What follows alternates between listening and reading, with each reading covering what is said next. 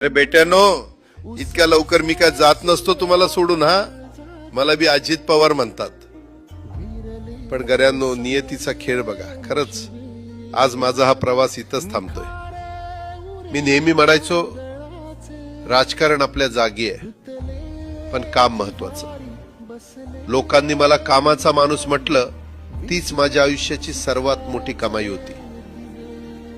आज निरोप घेताना मन खूप जड आहे, पण एक समाधान आहे की शेवटच्या श्वासापर्यंत मी तुमच्यासाठीच धावत होतो. मी तुम्हाला शब्द दिला होता, जोपर्यंत माझे हातपाय चालतात तोपर्यंत तुमचं भलं करण्यासाठी मी झटत राहील. नियती बघा कशी असते.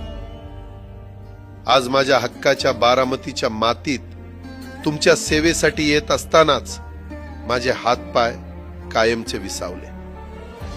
पण मला अभिमान वाटतोय की मी रिकाम्या हाताने नाही, तर तुमच्या कामाची फाईल छातीशी धरूनच या जगाचा निरोप घेतोय.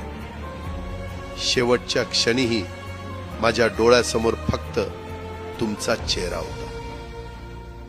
माझा स्वभाव थोडा रोखठोक होता.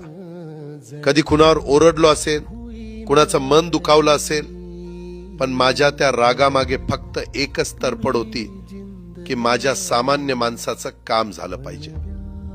सत्तेसाठी नाही, तर तुमच्या हक्कासाठी मी नेहमीच दादा म्हणून उभा राहिलो. आता मी निरोप घेतोय, पण महाराष्ट्र थांबता कामा नये. माझी जबाबदारी आता मी तुमच्यावर सोपवतोय. राजकारण करा, पण विकासाची गती थांबू देऊ नका.